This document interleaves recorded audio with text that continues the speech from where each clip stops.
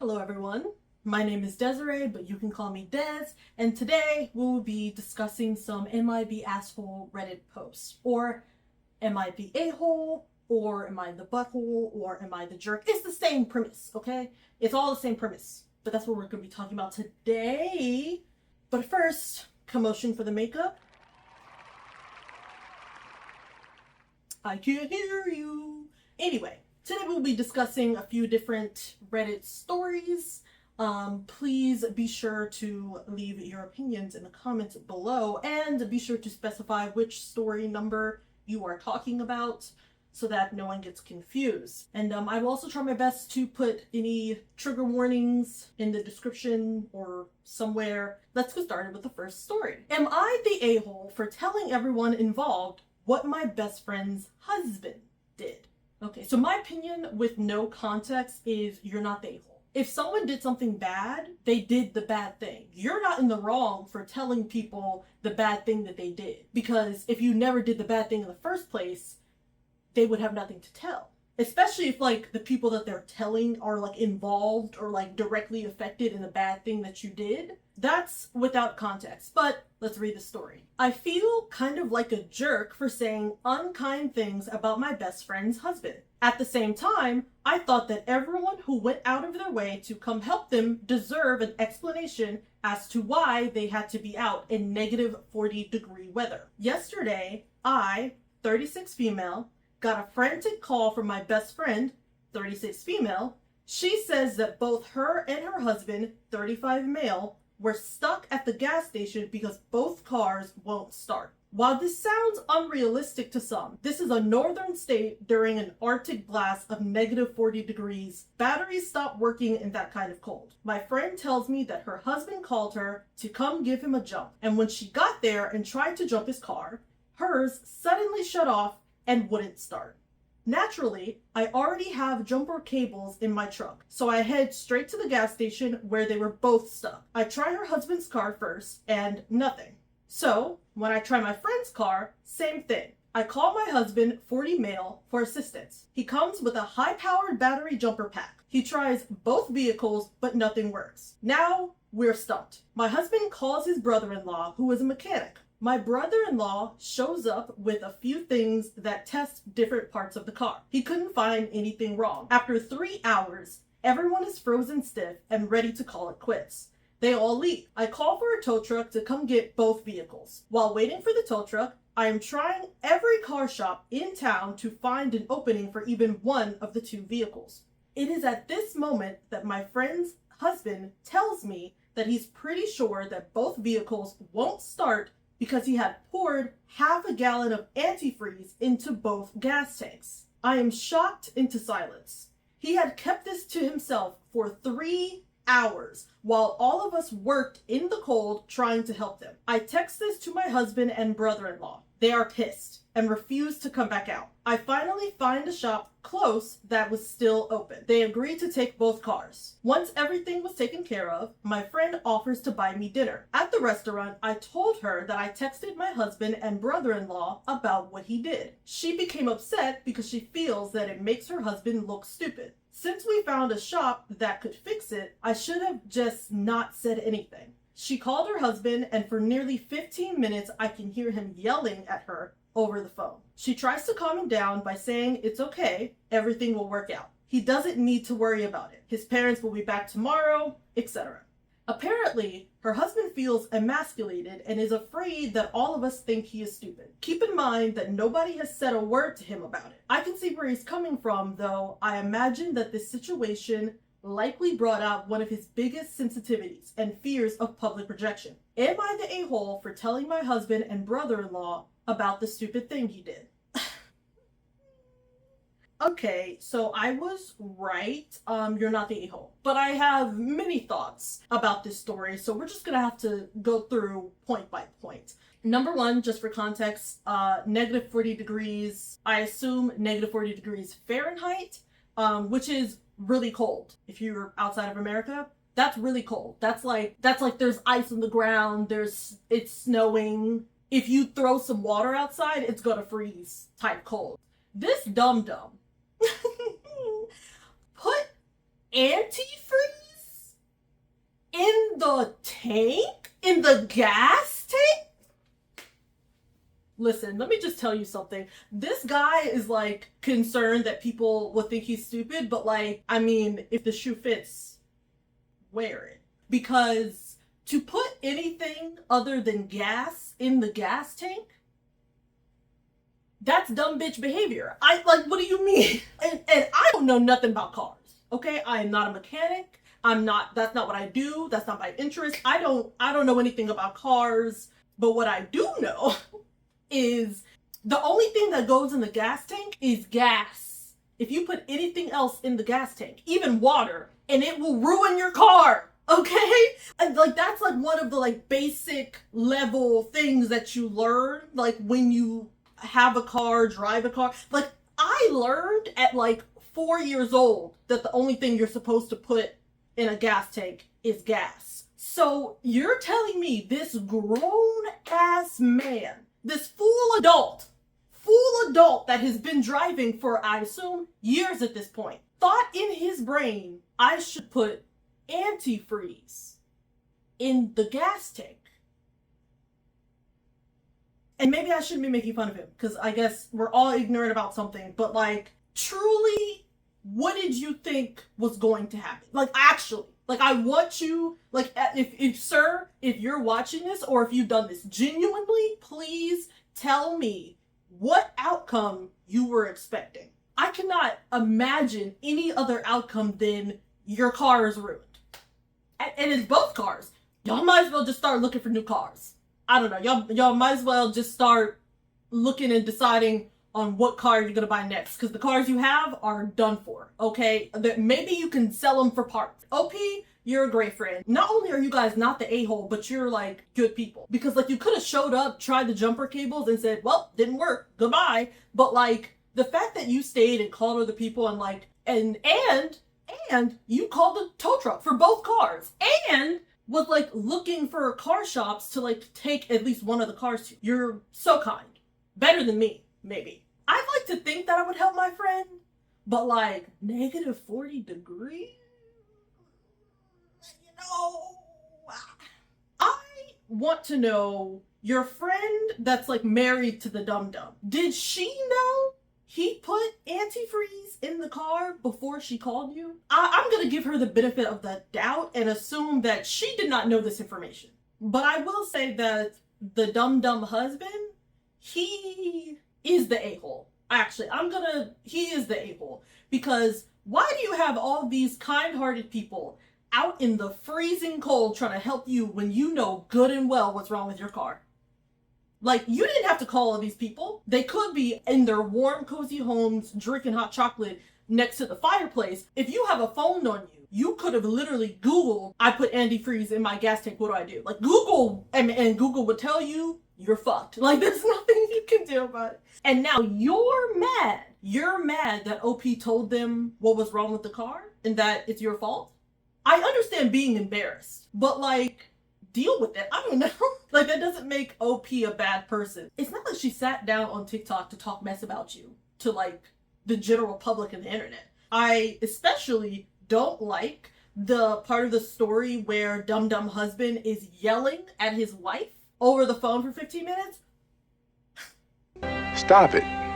Get some help. If I am with my friend and I can overhear their partner yelling at them over the phone, if they're not on the phone, like, who do you think you're yelling to? Like, I will take the phone from them and be like, who the fuck do you think you're talking to? Because it's not my friend. Like, you know what I mean? Like, that's all. I don't like that at all. He's also the a-hole for that. Because why are you yelling at your wife? You're the problem. You are the cause of the problem. This whole situation, this is your fault. I understand it's embarrassing, but why are you yelling at your wife? I don't like that at all. That just put such a bad taste in my mouth. Cause like, and it sounds like you need some therapy, to be honest. You should be emotionally mature enough to feel the feeling of embarrassment and like, oh man, I shouldn't have done that, and like anger towards yourself of like, man, I created this problem, and not like project that onto the people around you, especially the people who are like kind. But just to be clear, this does make him look stupid. But like, coming from someone that has done incredibly stupid and embarrassing things in my life, it is what it is. Sometimes you just gotta take that out. Okay, sometimes you're just gonna be like, I didn't know, in hindsight, that was dumb. Deal with the problem, and in about a year or so, this is gonna be some funny little antidote that you tell your friends. Next story. Trigger warning for story 2, parental death. Skip to the next story if you don't want to hear about that. Am I the a-hole for not enjoying the birthday gifts my friend got me that mocked my dead mother? Oh. Okay. Well, I truly think that's all the context I need. I think you're not the a-hole, but your friend is. But, you know, we're going to get into specifics. I, 20 female, lost my mother 8 months ago. I have experienced a wave of emotion as I had a weird relationship with my mother and a lot of unsaid things. I did not get to say goodbye to her, which pains me every single day. I have a large group of friends, some from high school and some from uni, who have all supported me tremendously. One specific friend, Kayla, I met in uni. I would not consider her my best friend, but she has been such an amazing support to me throughout this whole situation with my mom. She has always told me I could come to her for anything and would even pull me aside during social events to make sure I was doing okay. Yesterday, my birthday, Kayla and a group of my other friends came over unannounced with party decorations, snacks, and even a cake. After the emotional morning I had due to the dread I had for my birthday coming, this made me cry. I felt so seen and loved in this moment. This lasted up until my friends brought the gifts they bought. I opened 2 gifts before opening Kayla's. It was a large box. I opened it with a big smile on my face, and my friends all looked excited for me to see what was inside. To my shock, there was a mug and a hoodie. Both had a large, bold font saying motherless behavior. I was so in shock, I excused myself. I ended up calling it a night and they all left. Kayla muttering it was supposed to be funny as she passed by me to leave. This morning, I woke up with texts from some of my friends at the party reassuring me Kayla had no ill intent. And then I saw Kayla message me. The message was lengthy, including many messages saying things like, it was of good intent, you embarrassed me. I was trying to lighten the situation. One message in particular that Kayla sent to me had gotten to me. This message said, after 8 months, you should be able to accept your mom's death and joke about it. You're self-sabotaging from holding on and it's ruining your friendships. I felt so sick. This question is making me wonder if I truly am the a-hole and if I should be over my mother's death. I think we should jump Kayla. I think we should jump her. I think she deserves to have hands put on her. Hypothetically, as a joke, of course. Because this is disgusting.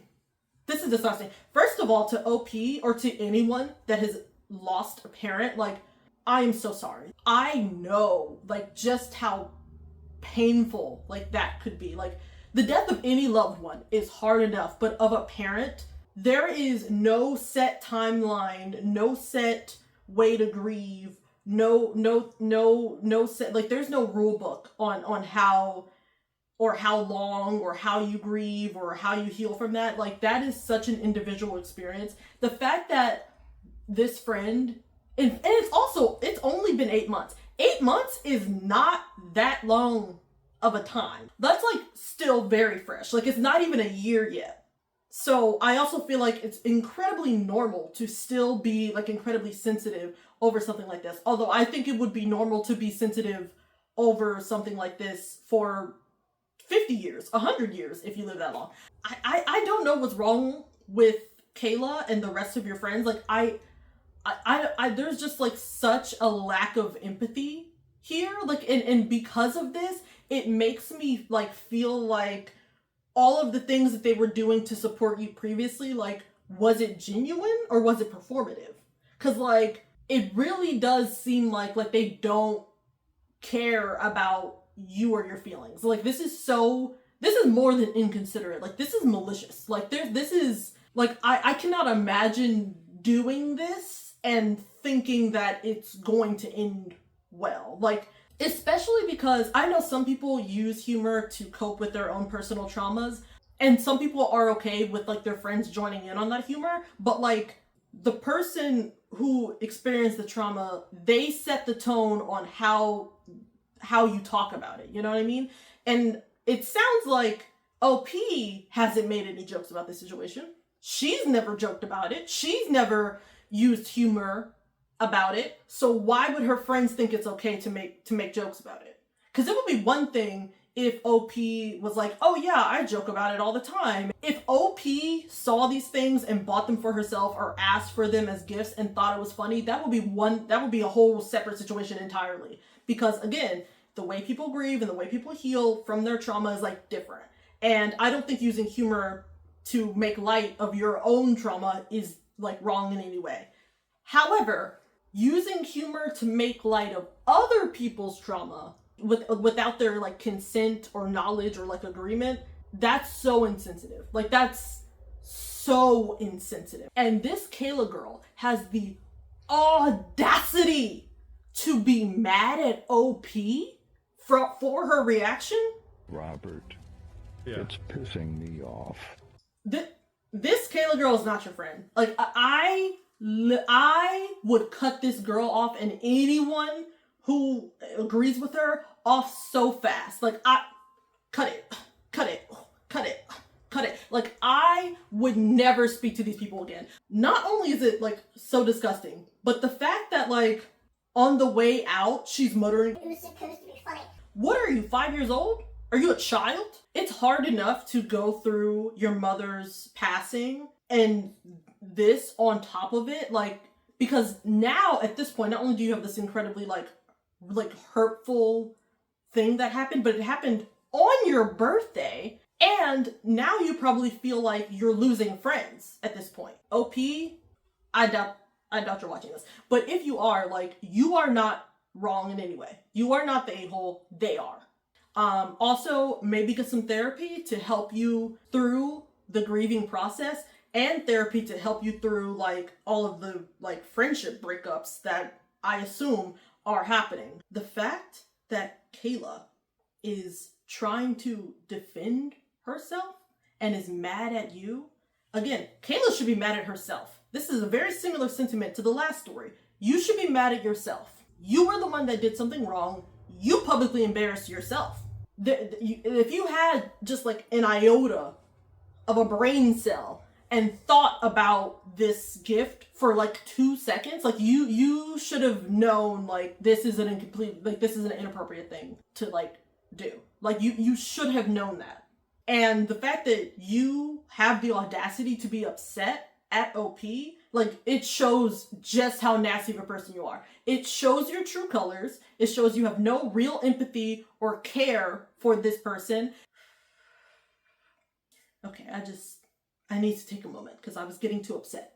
Story number 3.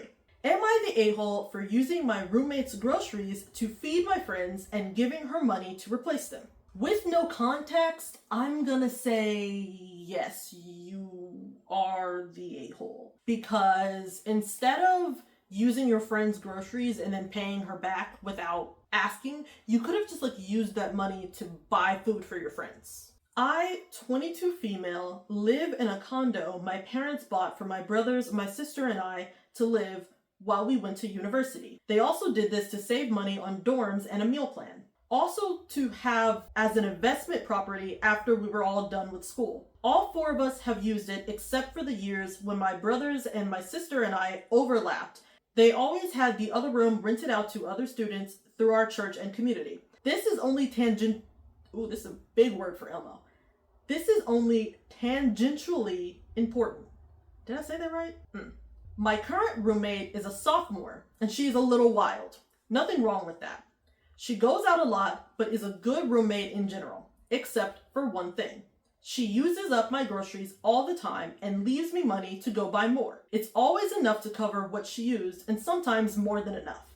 Like me, Her folks are subsidizing her life, so it isn't a huge problem except for my time going to Costco or wherever. On Thursday, my boyfriend and I were using a rotisserie chicken to make supper for our friends we were having over to play board games because we all had no classes that Friday. When we got into the house, my chicken was gone, along with some of the other groceries we had bought. My boyfriend suggested we just order delivery, but I was kind of pissed off that she would do this with food I had set aside for this. I looked in the fridge to see what we could use up, and there was some ground beef thawing out, so we made up loaded nachos. When my roommates got home, she was angry and asked to speak with me privately. We went to her bedroom where she tore into me for using her groceries. Pretty darn ironic, I think. I already had the money ready to replace her beef and chips and stuff we used. She said she didn't have time to go shopping before her friends showed up to eat and pregame before going out. She took the money and ordered takeout, but she's still upset. On Sunday, we had another talk about it. She says that we will not use each other's groceries anymore. She was upset because the takeout was more expensive than the groceries,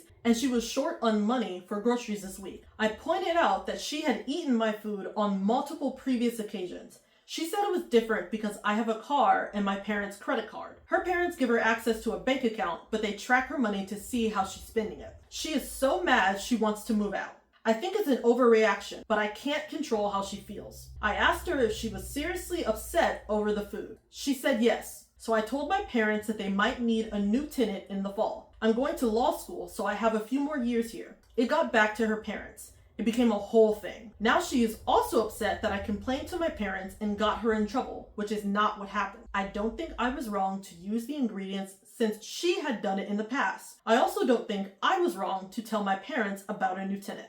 So, with the context, you're not the a-hole because she did it.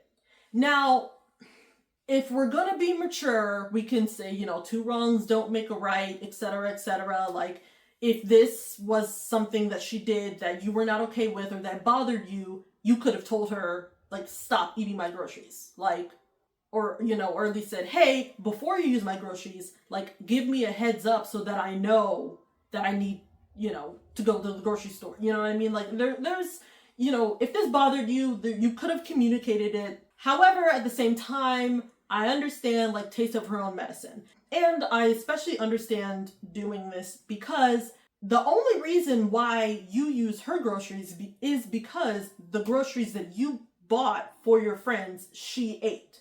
I do feel like her getting so upset that she, like, wants to move out is an overreaction. Like, I feel like that's a bit much. I find it interesting that she is so upset that you've done this one time when, it seems like she kind of has like a weird double standard for herself and for OP of like, it's okay when I do it to you, but it's not okay if you do it to me. It's like,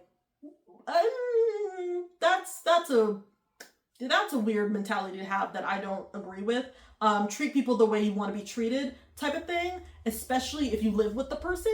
I also feel like OP didn't need to tell their parents about it. If the roommate was serious about wanting to move out, then like they would talk to your parents about it first, you know what I mean? Because there's a chance that OP just said that, or like, said that out of anger or said that to like try to manipulate you and they didn't actually mean that, you know what I mean? So like, but also at the same time, if you don't mean it, don't say it. They definitely are like kind of trying to take advantage of you, or maybe they're like jealous of you. I don't know. The fact that you brought up to them like, hey, you do this to me all the time. And they're like, yeah, but like you have your parents' credit card and you have a car. It's like, I feel like that was a weird thing to bring up.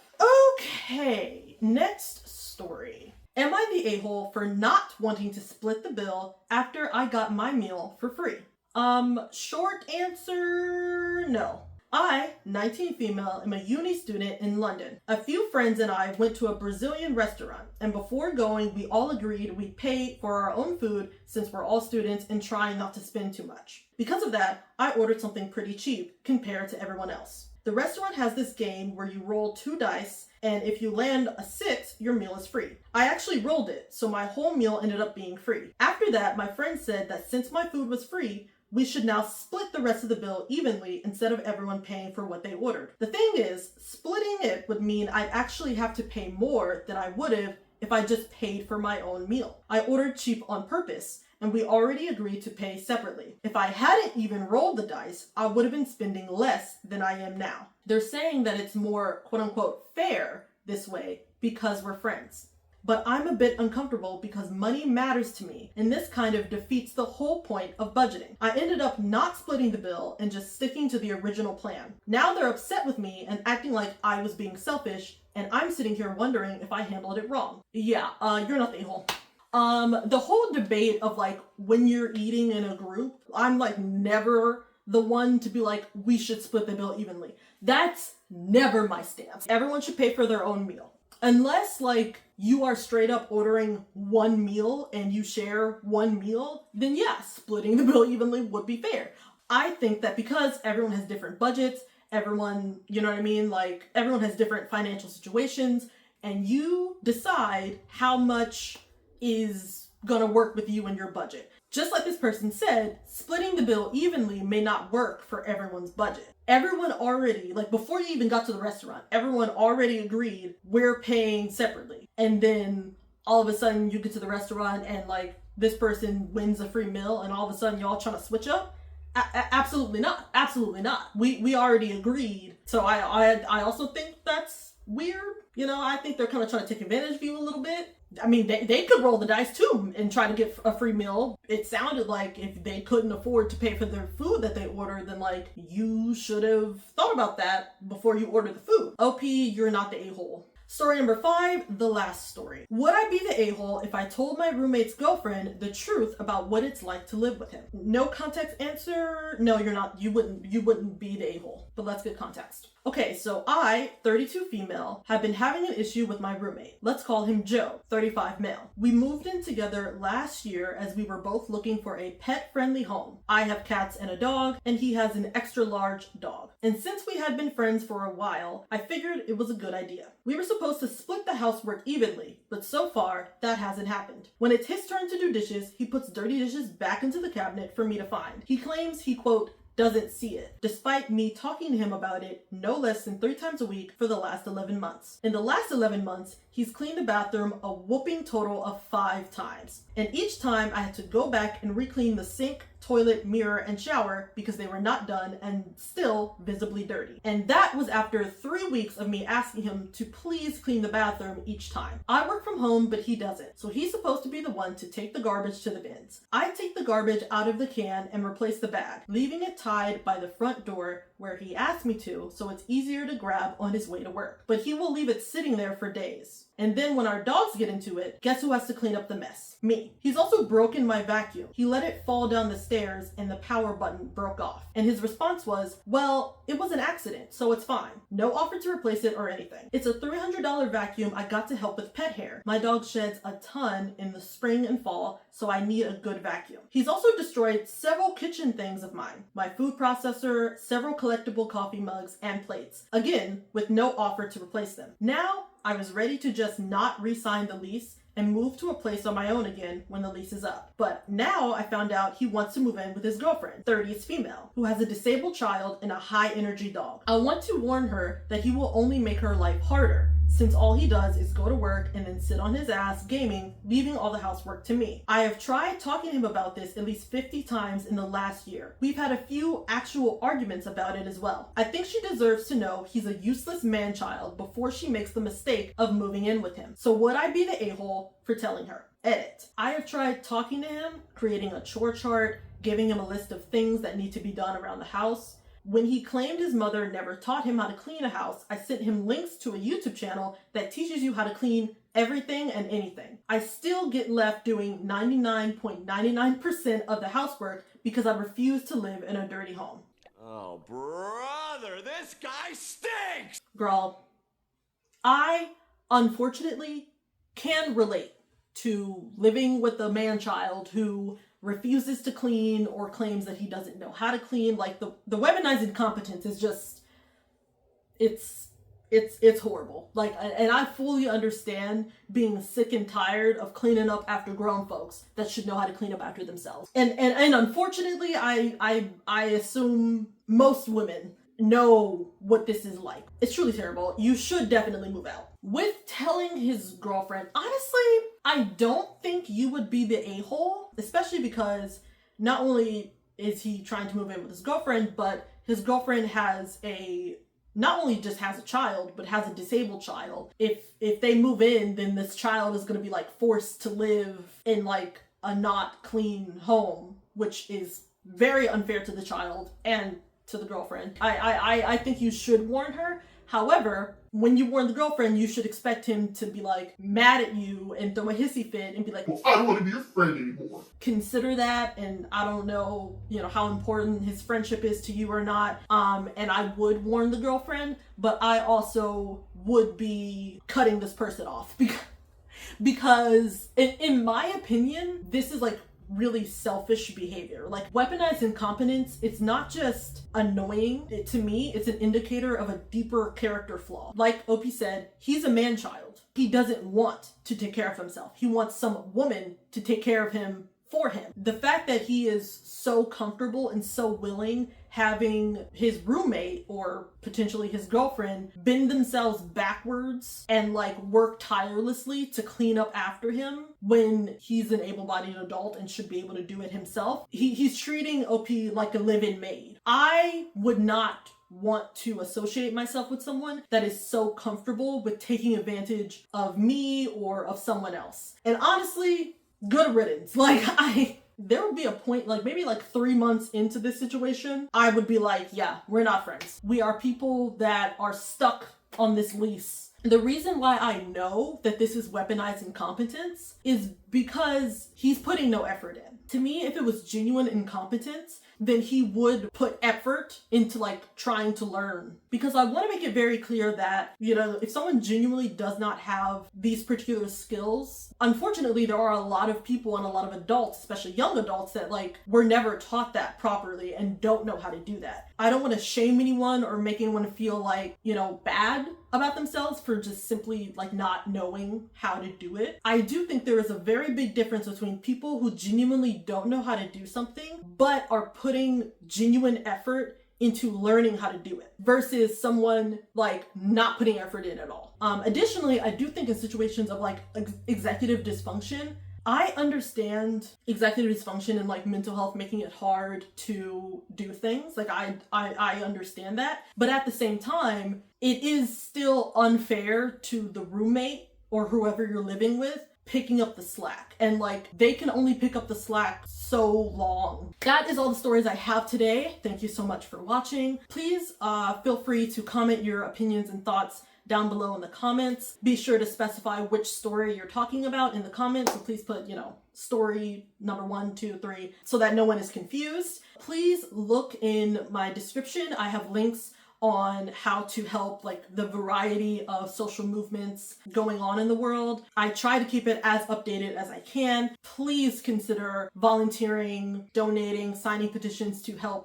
If you would like to follow me on social media, I'm on Instagram and TikTok at DesDovalina, and I'll see you guys in the next video.